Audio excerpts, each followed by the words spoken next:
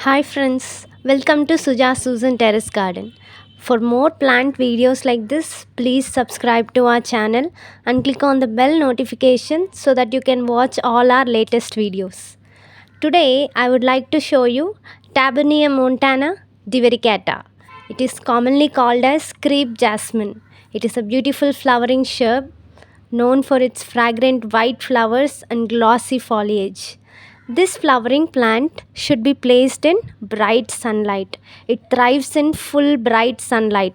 Regarding watering, keep the soil consistently moist but not waterlogged. Water the plant regularly, especially during summer. Regarding soil, use well draining potting soil mix and fertile soil for this plant. A mixture of garden soil and a mix of kitchen compost and a mix of coco peat works well for this plant. Regarding fertilizer, feed this plant with rice washed water fertilizer and stored buttermilk once in 15 days to encourage blooming.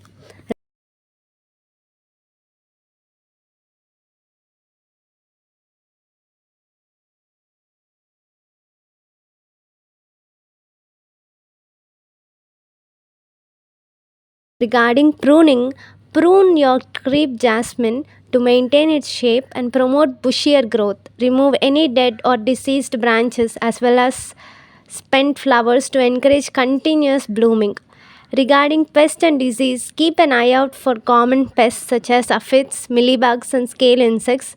Treat any pests with a spray of neem oil. Crepe jasmine is also known as tagar plant or moonbeam.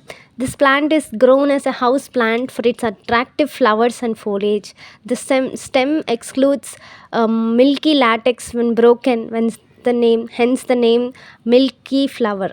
This crepe jasmine flower has medicinal values in it.